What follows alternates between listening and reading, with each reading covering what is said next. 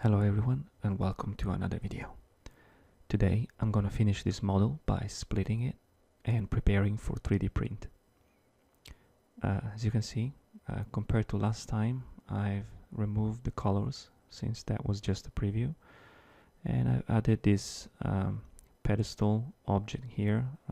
It's a very simple mesh that I made in Maya. It's like this, very simple. And as you can see, it's just two pieces, and once you smooth it out, it looks like that. Hopefully it's gonna be enough to sustain the weight. And I made this key object that I will show you later how to use. Again, very simple but very important. So let's hide that and let's start. So the first thing I want to do is to decide how to split this model. So I'm gonna start with the head, and let's see. Okay, I'm going to select the body mesh or the subtools and isolate it. So the head is going to intersect with the collar. So I'm gonna need the collar to cut out exactly the head. To do this, I'm going to use the polygroups that I already have. As you can see, there are slightly different colors. I'm gonna duplicate this subtools. And what I want to do here is just to close it. I don't want that hole in the middle there, so I'm gonna delete lower and polygroups and auto groups. So I'm gonna have I can have just the outside shell, and then I'm gonna go to modify topology, delete hidden. So that's the only thing that is left, and I'm gonna click close holes. So ZBrush is gonna close this mesh. As you can see, it's nice and flat. The top doesn't have the hole anymore. I'm gonna put this upside on top, and this I'm gonna show you how easy it is in ZBrush 4R8. You can see there's live boolean button here, and as soon as you activate the subtraction, ZBrush already trace a preview of what the boolean is going to look like. Keep in mind, this is not actually doing the boolean just yet, it's just a preview. But as soon as that live boolean button is active, you will see the mesh. So if I activate the polygroups here, the polyframe view, it shows where the actual object is. So if I unchecked, here's the normal view, and now I'm gonna get my key object here, and I'm gonna duplicate it and move it up. I'm gonna put it right above my new collar, and I'm gonna start positioning. I'm gonna move it up there, and I'm gonna scale it and rotate it in place. Basically the key object is gonna be used for when you attach one object to the other, and so you want to make sure that there are no rotations, and that's why it's not just a cylinder, but it has a specific shape. So I'm gonna place this about here. This guy is gonna go inside the head, and this is gonna be the positive, and it's gonna create a negative inside the head. So something like that. Maybe a little bit inside, like so. And so now I'm gonna subtract and live boolean as well. And if I move around, it should, yeah, it should show. As you can see, it's showing the preview on how the boolean is gonna look. So when I'm happy, I'm gonna select my body mesh and I'm gonna click on boolean and make boolean mesh. So ZBrush is gonna go through and it's going to generate an actual boolean mesh. This is just, again, when the live boolean is it's activated, it's just a preview. So go to append, and here it is. This is my mesh. So if I scroll down, this is my new mesh. So if I isolate, go solo mode, this is actually the mesh that ZBrush has created. As you can see, very, very clean. The cut is basically perfect, and everything is split by polygroups nicely. So for now, I need only the head, so I'm just to isolate this, and I'm gonna go to geometry and delete hidden. So that's the only subtools that I have, and that's the first piece of our 3D printable mesh. So I'll go back to my original body mesh. As you can see, nothing happened here because, again, the live boolean button is just a preview. Now I want to take this mesh and I need to make sure that it's identical with the other one that I made earlier. So the other one was capped by ZBrush automatically when I did the close holes. As you can see, it's not perfectly matching this one, so I'm just gonna very gently with the move brush, I'm just gonna push down this geometry so it just a little bit, so it's gonna conform a little bit down here, down there, and I want this to be as close as possible, something like that, and there, and here, and here, and this part here. Alright, so this is identical, and I'm gonna merge the two meshes, so I'm gonna be one mesh, and then I'm gonna grab the key object like that, and I'm gonna scale it down a little bit,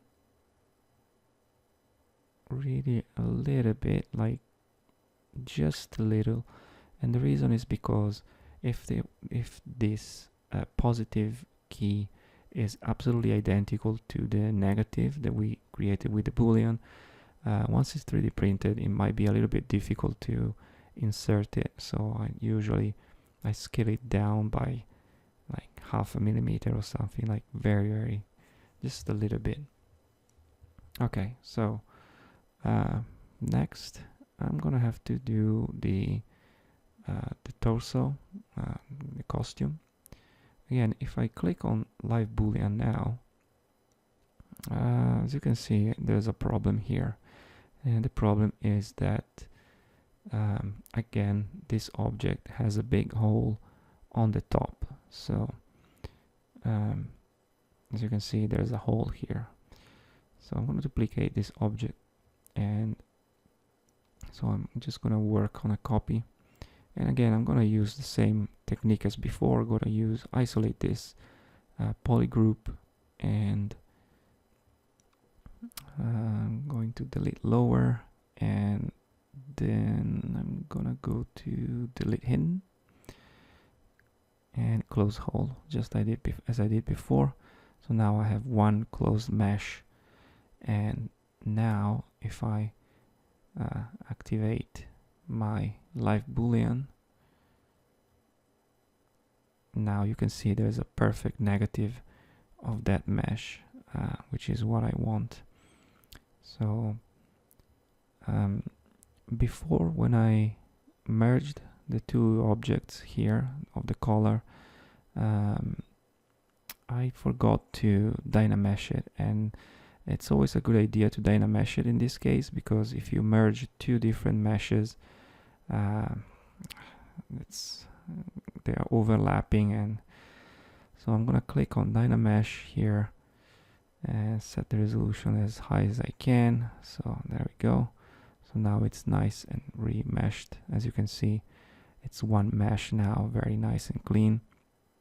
And I'm gonna do this before doing the new boolean, because otherwise chances are that he's gonna make a bit of a mess. So now live boolean, let's see, looks good. And again, scroll down to boolean and make boolean mesh. Again, ZBrush is gonna go through and generate a new subtools, and we need to append it.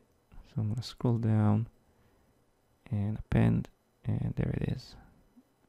So if I select it and isolate it, as you can see, very nice and clean, and he generated the polygroups, and it's a perfect negative of my mesh there. So you can see the polygroups, nice and clean.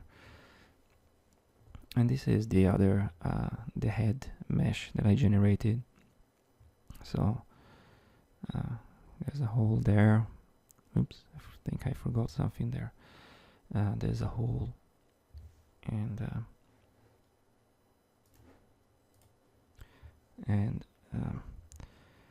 looks nice. So let's continue, go back, and I'm gonna actually take the eyes and the mouth,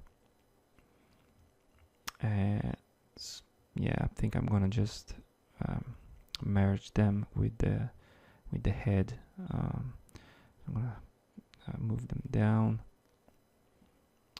First I'm gonna combine them, so merge down, okay. And then I'm gonna merge these two as well with the head. So there it is, and merge down, and okay, good. So this just is one poly mesh, one subtool. Okay, good. And this is the color, with the positive for the head and the negative for the body, and start to look pretty nice. All right, let's continue. And I'm gonna create a variation of the color that includes the cape. So just by activating the subtraction icon there with live boolean activate, you can see that it's already making a preview where the cut is gonna be, where the negative is gonna be. Maybe I can see that there's a couple of things there that I want to fix. So with the move brush, I'm gonna gently push this a little bit on the back, so it's a little bit cleaner there, and that as well. I'm just gonna move it like that. So again, I'm gonna just click on make boolean mesh,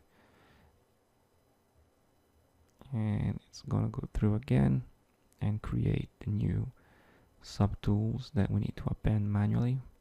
Again, scroll down, append, and here it is. So the idea is that you will have both the version with the cape and the version without the cape, so you can choose either one or the other. This is without the cape and this is with the cape, so I'm gonna give you the choice. I reckon that sometimes maybe the cape is not, doesn't look as good, so you might not want to use it. And I'm just gonna bring down the hair. So So the hair, I'm not gonna do the boolean with the head, because I'm just gonna merge them together later. So yeah, one thing though that I want to know, if the hair are going to intersect with the geometry of the collar. And to do that, I'm just gonna, let's see, from here it looks fine, but if I activate the subtraction icon and move and activate the live boolean, okay, let's see. As you can see there's an intersection there, so I'm just gonna gently push the hair here a little bit back until I don't see that intersection anymore. Just a little bit more, there you go. So now I know that when this is going to be printed, the hair are not going to be touching any part of the collar, and hopefully should mount, the head should mount nicely.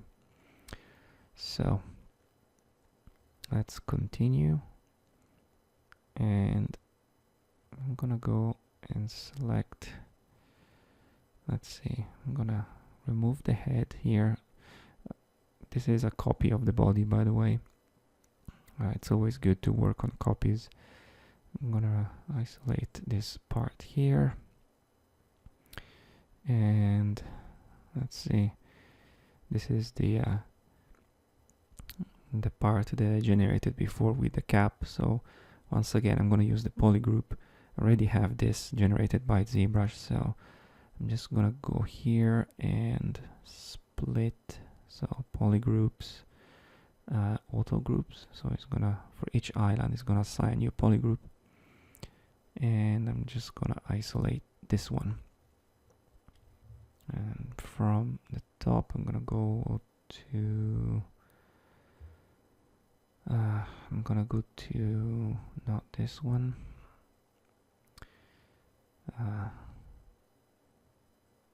Delete hidden. Okay, so that's the only polygon that I have in this subtools. And let's see, I'm just gonna remove other stuff that I don't need. So I'm gonna select the copy of the body here.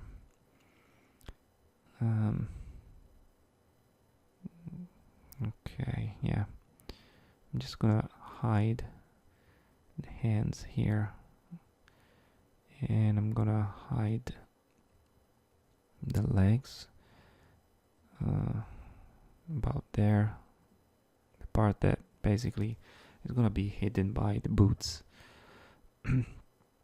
So hide there, and hide there. So there you go, that's the I'm gonna go delete lower and delete hidden to remove everything, and then close holes. So I'm gonna use this part of the body,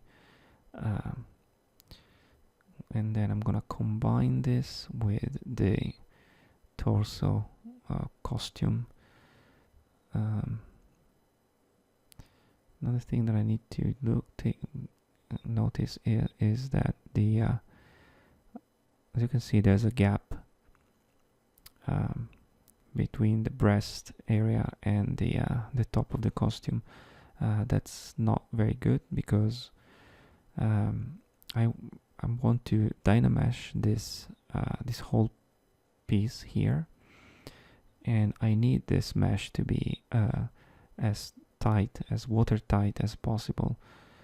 So I'm just gonna gently with a move brush, I'm just gonna go and move this in a little bit like that, like so, and just trying to prevent to get these gaps between the two meshes. So when I'm gonna do the the dynamesh, hopefully it's not gonna get any problem. I'm gonna take the cap there and start bring it down, so merge down. Okay, so that's one mesh. And now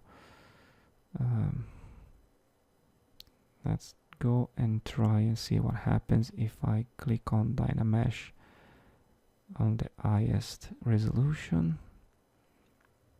It's processing.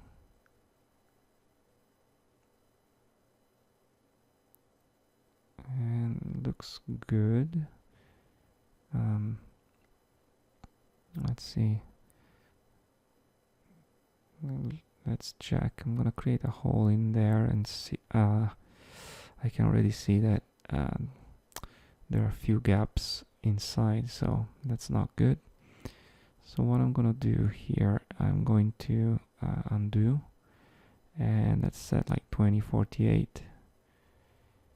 Let's see if with lower resolution I can close those holes easily. It looks fine. Okay, let's see.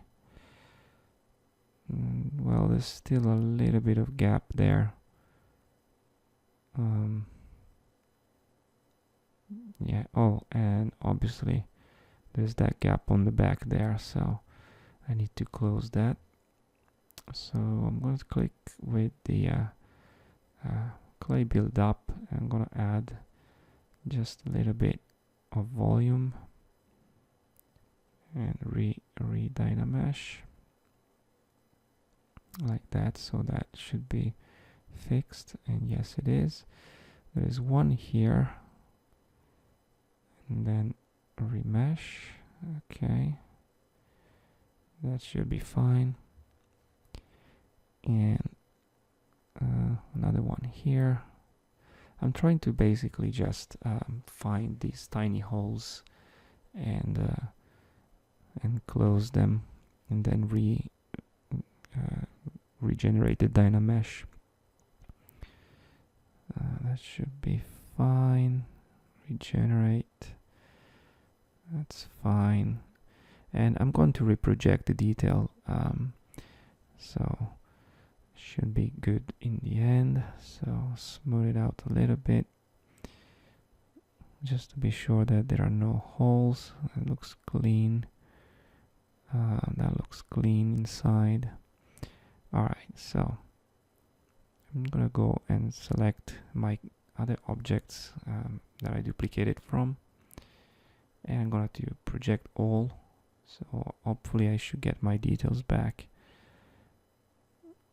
Let's see what it comes out. Alright, looks good overall, but I see a little bit of problem there, so I'm gonna have to do a little bit of fixing there. I'm gonna just select and do a projection in that area, and something like this, and smooth it out and project, and smooth it out and project. It's not gonna be perfect, but it's not gonna be noticeable, I think. And again, mask this area and smooth it out a little bit and project. Alright, something like that. And as you can see here as well, I'm just gonna sculpt very quickly some detail like that and move it there, just to make sure that that takes care of it. So let's regenerate the Dynamesh. That's fine. Okay, and one more thing, I'm gonna, since I lost a little bit of detail on this pattern here, I'm just gonna reproject here this one. Okay, I'm gonna do the same here, reproject, and I'm gonna do the same here and reproject. Okay, so the pattern is nice in detail and sharp. And now this piece of the costume needs to be attached to it, so I'm gonna go, it should be fine. I'm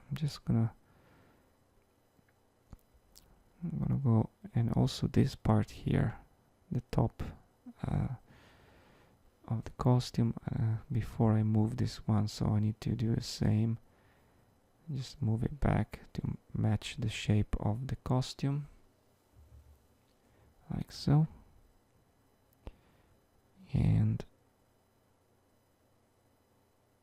I'm just gonna merge down and merge down as well. So I get one, and then I generate the dynamesh. So this is one big mesh.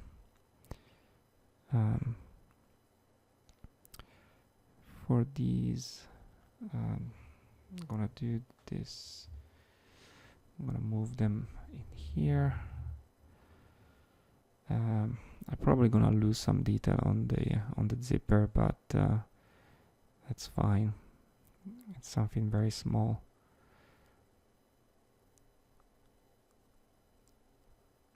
Okay, I'm gonna move this one as well,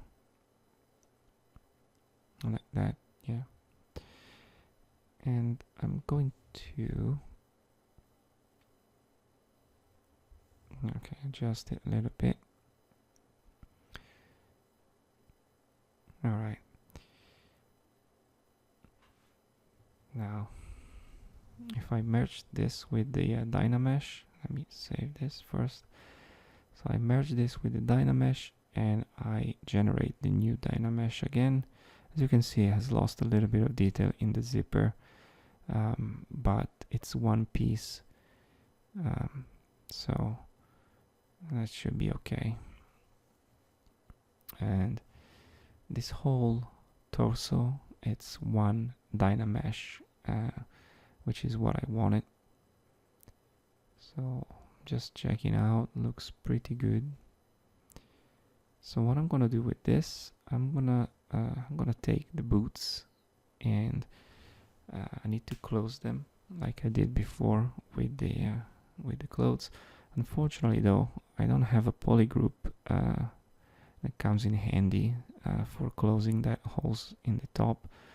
So I'm gonna duplicate this, and I'm going to delete, let's see, auto groups. No, actually I want a group visible to assign the same polygroup to everything here. And what I'm gonna do is to use the Z modeler, and I don't want QMesh, I want polygroup and polyloop. So I'm just gonna click here on the polyloop to generate a new polyloop there, and one there. And now I'm gonna hide that. Auto groups. Okay, so isolate this one, invert the selection, and now I'm just gonna smooth it out a couple of times, and okay, delete hidden. Actually, first I need to delete lower and then close hole. So now I have the cap here, and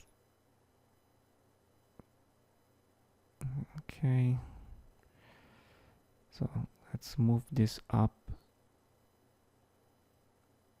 and let's make this I need this to be completely inside of the other mesh, so I'm just gonna move it a little bit with the move brush. So I got this nice cap, and I'm gonna merge these two objects together. So okay, there you go, and it looks pretty good. And again, I'm gonna dynamesh this whole thing, so it should be nice and clean. Alright, that's done. Let's check if there are any holes and stuff like that. Looks fine inside. Doesn't seem to be any gap, any weird geometry, so that looks good. And I'm gonna do the same here. Check here. Looks good. So as I did before, I'm gonna grab back again my key object and duplicate it, and do the same thing. So I'm just gonna move this and place it to create the key. Move this guy here and make the other one in here like so. Alright. Like that. And now I'm gonna move them here on the top, and with the body selected, I'm gonna click on the subtract icon and activate light boolean, and this is what the preview is showing me.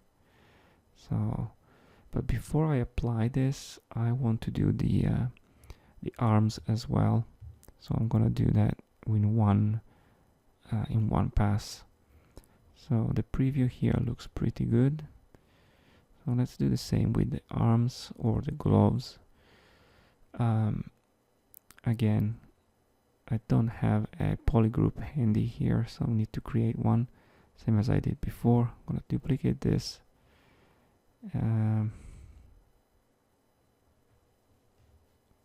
And with zero measure again, I'm just gonna create this poly loop here.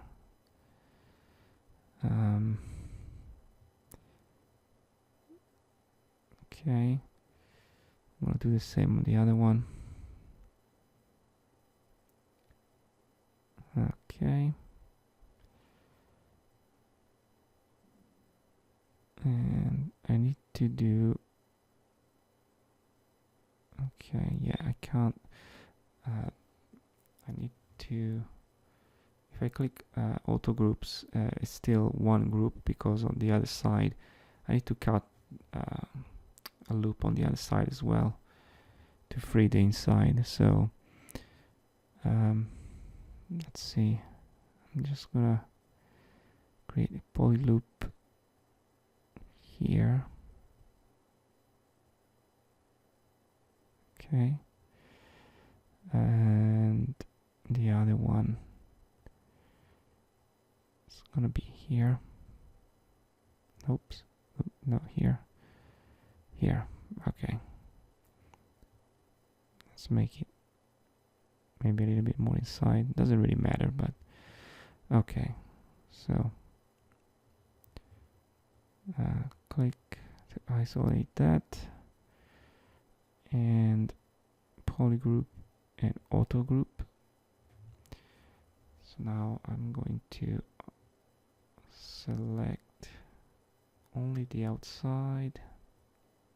Actually, one here, one here. Okay, only the outside, and I'm gonna delete. So delete hidden, and again, like I did before, subdivide this, delete lower, and close holes. So ZBrush has created that nice polygroup. I can just click to select and delete hidden. So that's the only thing that's left. Now let's go back to highest resolution, and let's append. Just gonna select this, and I'm gonna append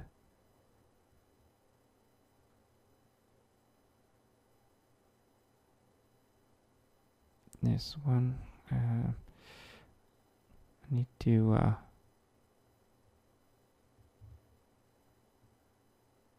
gonna need to move this like so. fill the gaps. Okay, make sure that it's gonna fill the gap completely.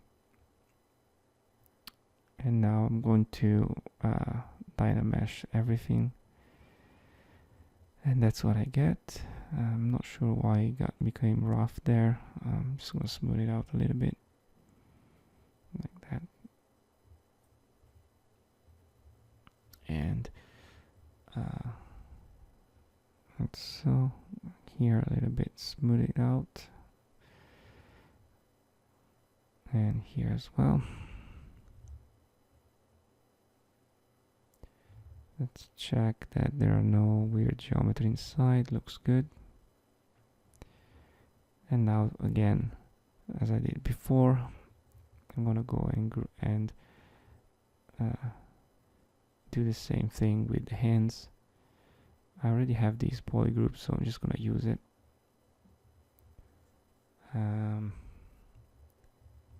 Go on the highest subdivision mesh, delete lower, delete hidden, and close holes. So I want the hand to be merged with the gloves. So I'm gonna move them up. There's the gloves, hands, and I'm just gonna duplicate just to be sure, and merge down. Okay, so this is one object, and I'm just gonna select dynamesh as well. I'm gonna re-dynamesh. As you can see, that's not too bad. Looks fine, but I'm going to duplicate this and project the detail, so it's gonna be even better. So duplicate, and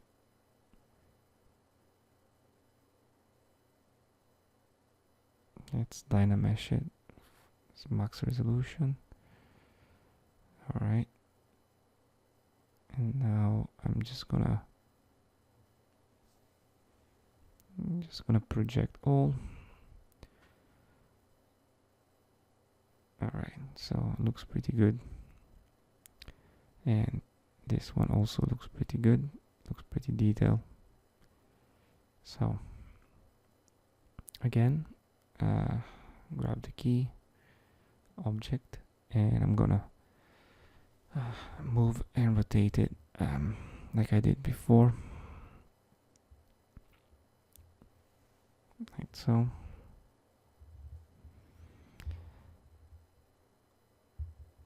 And here, and so place it like that. And so looks good.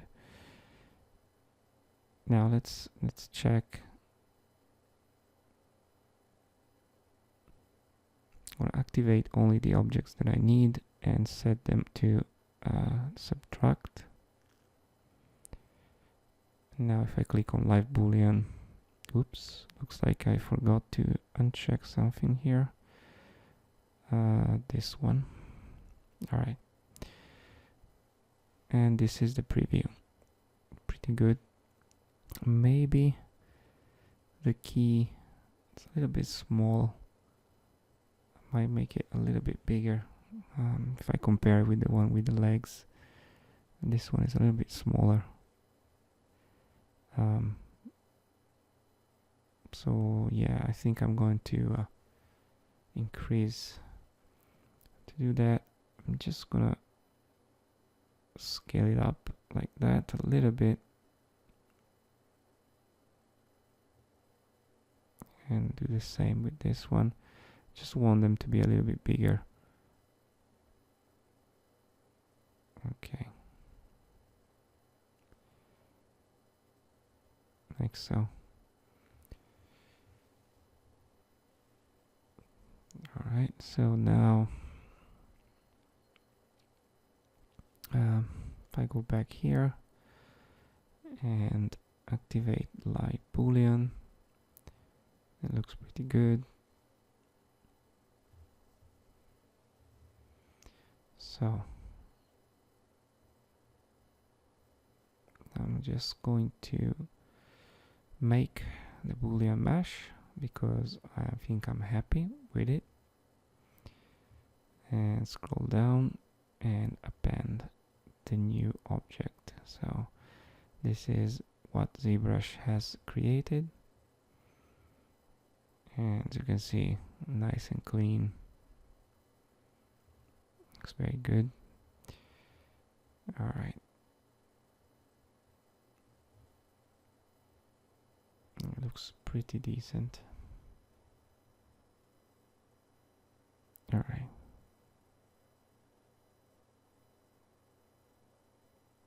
Alright, so next I want to create the positives of the gloves. So I'm just gonna shrink down a little bit the keys here, like I did before. There's -1 in the inflate, should be enough. And then make sure that, yeah, I'm gonna make sure that the objects are one above the other. Looks fine. Delete lower, and I'm gonna go and merge down. I'll click OK. So this is one subtool now, and I'm gonna bring it down. So next I'm gonna do the same for the boots. I'm gonna check the visibility there. Alright, and again select the keys, and from the deformation I'm gonna set -1 to deflate them, so they're a little bit smaller than the negatives that I created before, and they're one above the other, so merge down, and again this becomes one subtool. So bring that down as well. So one thing I want to do, I want to separate. Now both legs are in the same subtool, so I want to separate them. So I'm just going to select polygroups of one leg. I've duplicated this, by the way, so I'm working on one of the copy. I'm going to geometry and delete hidden. And now do the same on the other copy. I'm gonna create some polygroups there and isolate the other one, and then geometry and delete hidden. So I have one leg in one subtool and one leg in the other subtool, like so. If I go here, as you can see, 1 and 1. All right. And I'm going to do the same for the gloves here, because I want to have them separately in different subtools. So I'm going to duplicate this, and I'm going to isolate one arm and delete hidden, and then select the other copy, isolate the other arm and delete hidden as well. So now I have each arm, each leg in a separate subtool. That's the torso, that's the cape, that's the collar, and the head there, and the hair. Alright. I'm gonna clean up the scene a little bit, but first I'm going to merge down the hair with the head, so I'm gonna make one subtools with that, and so I'm going to only enable the visibility of the subtools that I want to keep. I have a lot of duplicates and work in progress meshes, so I'm going to delete those. So with the ones that I want to keep selected, I'm gonna go to Subtool Master and click Delete Invisible. So, and then I'm gonna click Always OK, just to be faster. So ZBrush is gonna go through all the objects that don't have the visibility on, and it's going to delete them. So my scene is gonna be a little bit cleaner, only with the meshes that I finished. So, and here it is, looks pretty good. One last thing I need to do is to create the insets for the pedestal. So again, I'm going to select my key and move it in place and scale it. For the pedestal, I'm going to put two keys instead of one, because the pedestal has to carry the whole weight of the figure, so it's better to have two, I think. Hopefully it's gonna be enough. If not, probably, I don't know, maybe I'm gonna need some glue or something. And again, I'm going to activate the subtraction icon, and I'm gonna just check live boolean. So there it is, and it looks like that's the perfect negative. So once again, I'm gonna select my boot, go to boolean and make boolean mesh, and now append, and here there is the new subtools with the nice inset there for the pedestal. Alright, looks pretty good. So that was the last piece that I needed to do. It's gonna go like that. So yeah, looks good. And I don't need this old leg anymore, so delete. And that's it. So I've done all the pieces now. And last thing I need to do here is to shrink slightly the keys here, like I did before. So I'm gonna select the keys by polygroup, do a mask, unhide, invert selection, and then -1 in the inflate deformer, just to make them a little bit smaller. And that should be enough for a nice fit. So that's it. That's the whole that's all the parts. It looks pretty good. So let's scale this. I'm gonna use Scale Master, and with the pedestal selected, I'm gonna click, well, first of all I'm gonna select, let's see, centimeters, or yeah, millimeters, whatever. At this point, if I click on slider to subtool size, as you can see, it's 1 millimeter, 1.04 millimeter, which is clearly not what I want. So I'm going to select for now the centimeters here. So now this is 1 centimeter, but I'm going to rescale this to 105 millimeters or 10.5 centimeters, and then click on all and resize subtools. So what this is gonna do, ZBrush is gonna go through all the objects, all the subtools, and it's gonna scale them up to match the size of that pedestal that I just set, which was 10.5 centimeters. So now let me check again. In the pedestal selected, if I click on slider to subtool size, yes, it's still 105 millimeters. That number is because ZBrush precision, but it's actually 105 millimeters. Now if I click on, this is, not sure what this one is.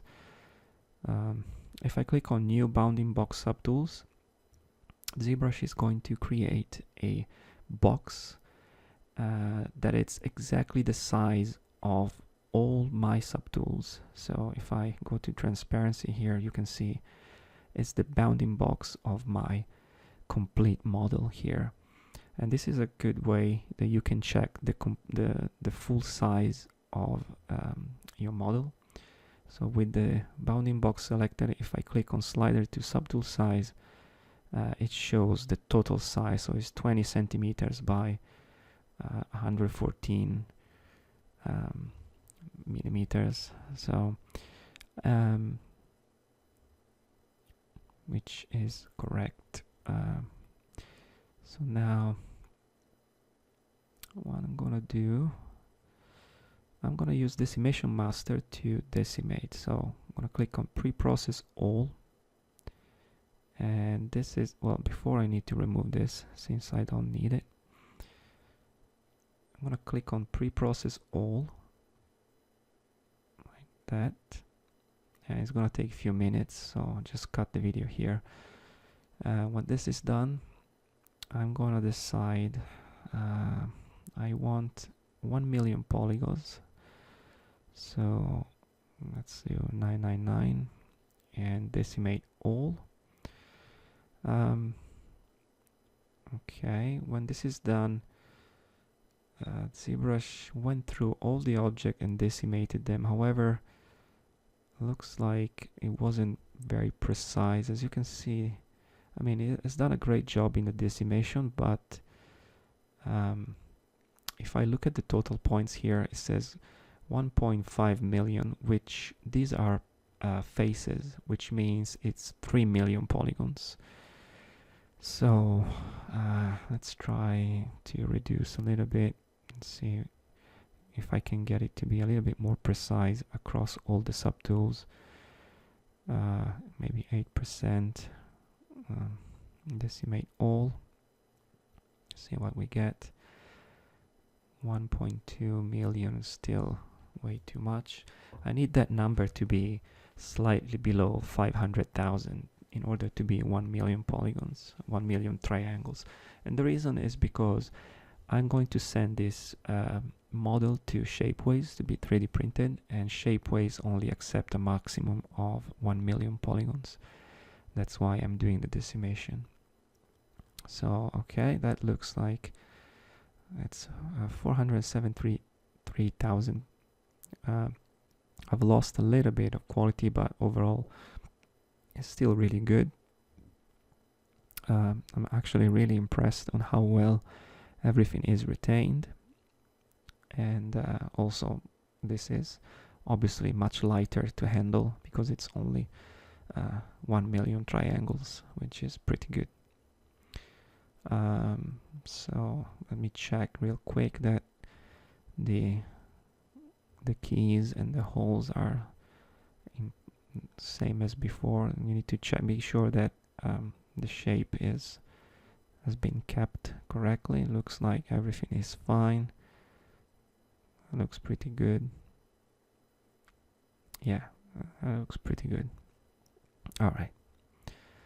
So last thing before exporting this, I'm going to move all my pieces that I split.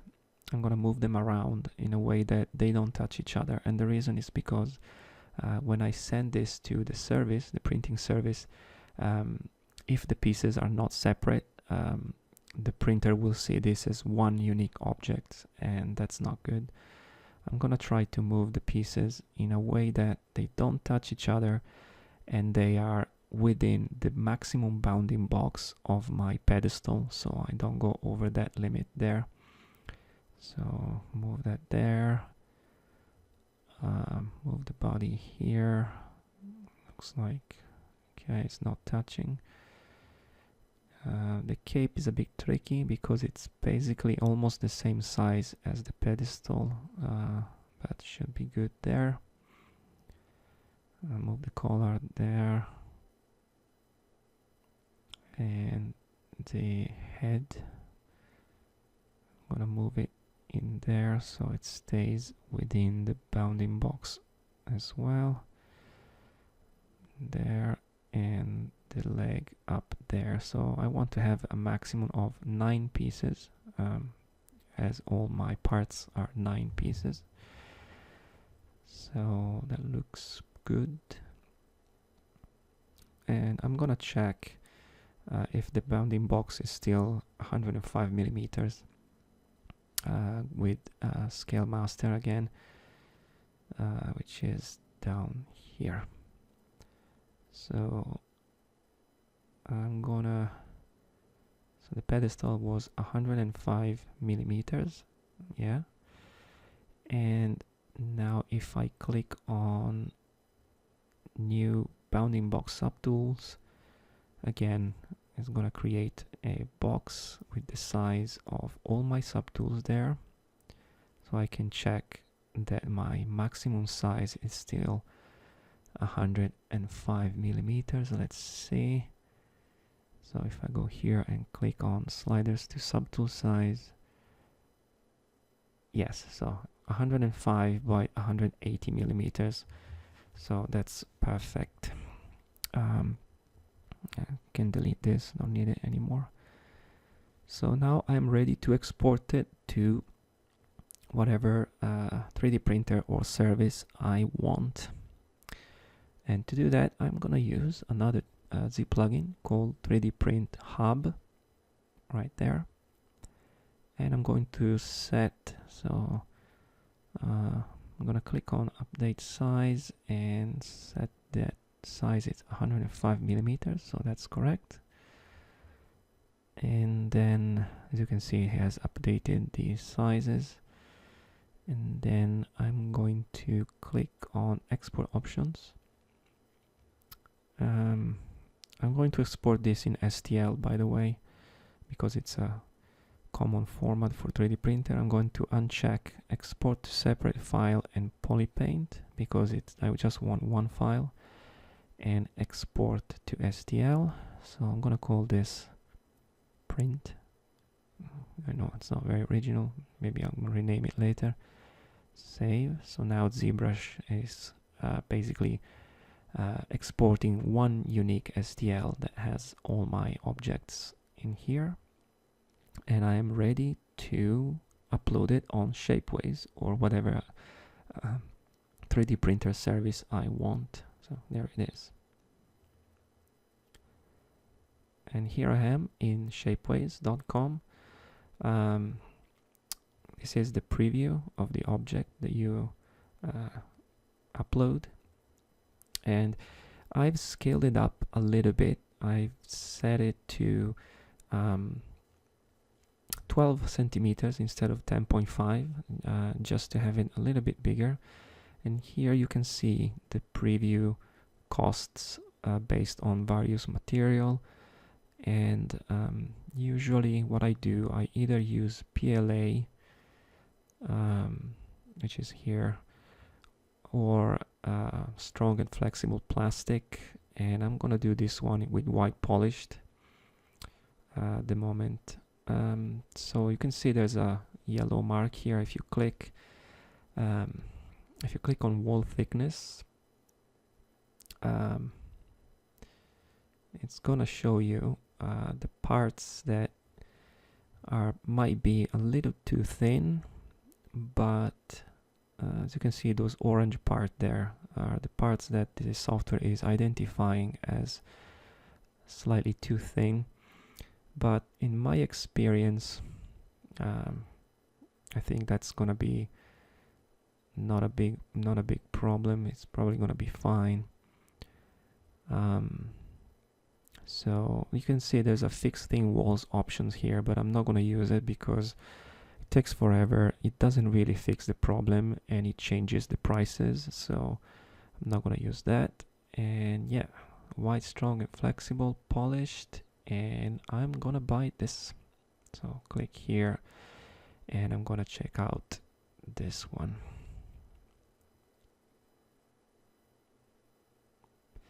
Alright, that concludes this series for the superhero character. I hope you enjoyed this journey and you learned something. And this model will be available to be purchased on Gumroad. You will find the link in the description below, and as well as a bunch of render that I've done. So thanks for watching. Bye.